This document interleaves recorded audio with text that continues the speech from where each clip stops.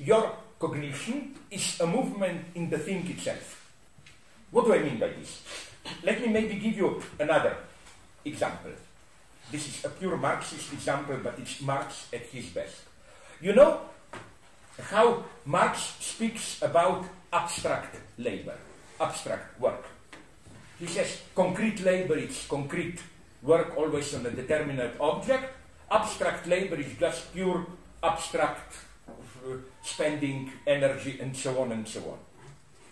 Now you will say this is purely our cognitive approach. We only have in reality real concrete people, and we abstraction is all only in our mind. An abstraction is just an abstract part of the full reality. You know, this idea, objects in themselves are full, this basic nominalist idea. We abstract a feature. Apple is many things, but the power of our reason is to abstract, being green, being soft, being whatever you want. But Marx will say, let's take, for example, a bourgeois society. When you go on the market, you there act as abstract. The difference between you as a concrete worker, and you as an abstract worker is the reality of the market. Because when you are paid as abstract and so on, your work gets more. So you see, the distinction which appears epistemological, it's even a very experiential distinction of what you do on the market. And you remember what I told you yesterday about concrete universality. How the true tension is not only between particulars, but within universal idea and its particular realization. This would have been the same for Hegel, for example. For Hegel, let's take a state. Every universality for Hegel tries to realize itself, but always in an imperfect way. For example, we have the notion of state as a community, blah, blah. And Hegel is here a Marxist, in the sense he is fully aware that every state, every really existing state, is at some level alienated, imposed of society, blah, blah, blah. So what this means is that it's not only that real states exist, but that we abstract the general idea of a state.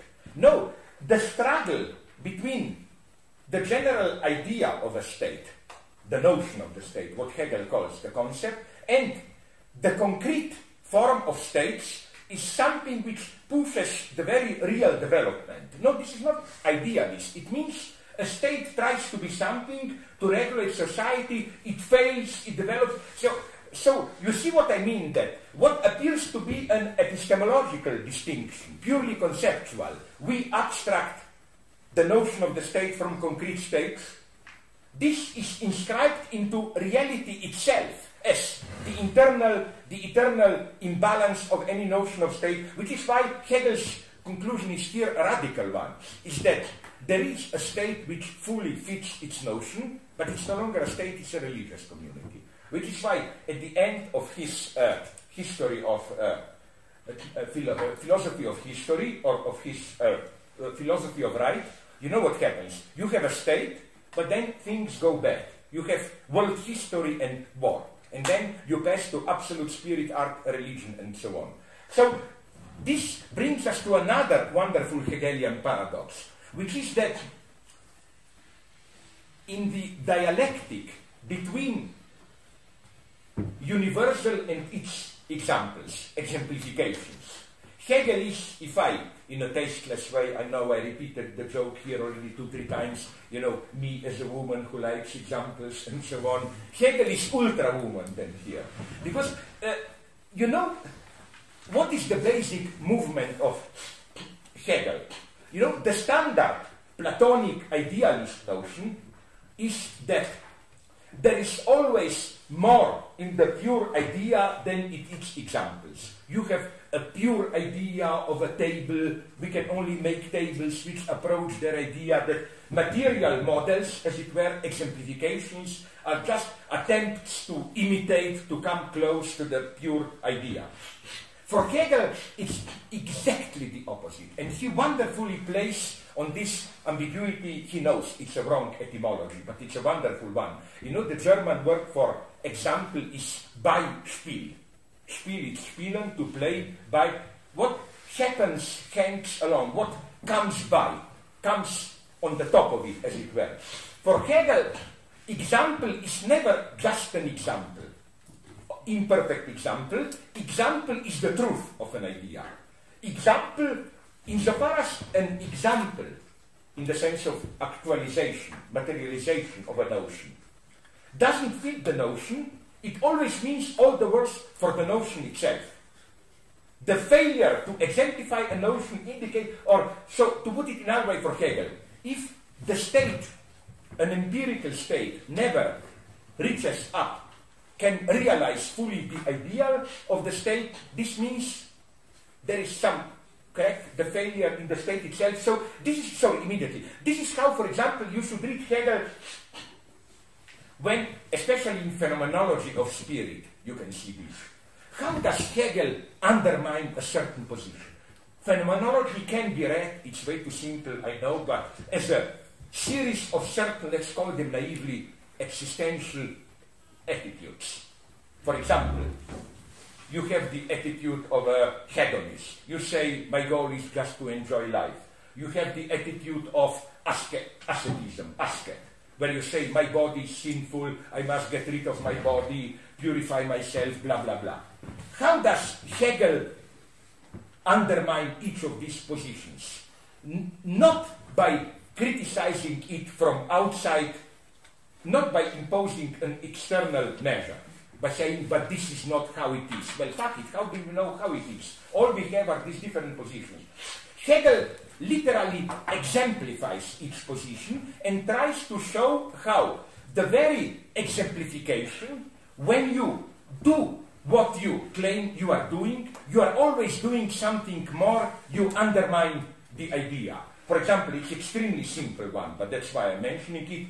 He's, to simplify to the utmost, in the chapter of, this famous chapter of, how do you call it, unglückliche, unhappy consciousness, his critique of asceticism is that the official position, as it were, of an ascet is, my body is sinful, I must get rid of my body, and so on and so on. My body is unimportant, disgusting, so they whip themselves, torture, blah, blah. But Hegel's point here is extremely simple, is that, but what they are doing is that what day and night they are obsessed, they work on their body. So, through the very practice of what they are doing, they are undermining the position. You see, it's crucial to notice this.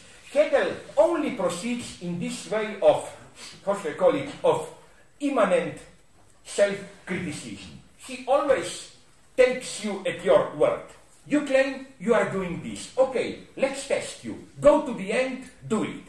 And then his wager is that when you go to the end doing what you claim you are doing, you will undermine it and a new figure will emerge, and so on and so on and so on. But listen, I started here too quickly all this. I propose tomorrow, if you have patience, but it will be more amusing, yes, to do something, to try to locate Hegel into all this big post-philosophical debate about, I will tell you what the enemy will be tomorrow. I already hinted at it, and I think even that you is not totally innocent here.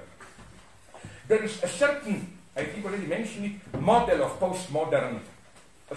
post-metaphysical thought, which is that you play the site of production versus the false stage of representation. You know, all this idea of ideology as mirror representation, and there is an excess of presence, production, whatever.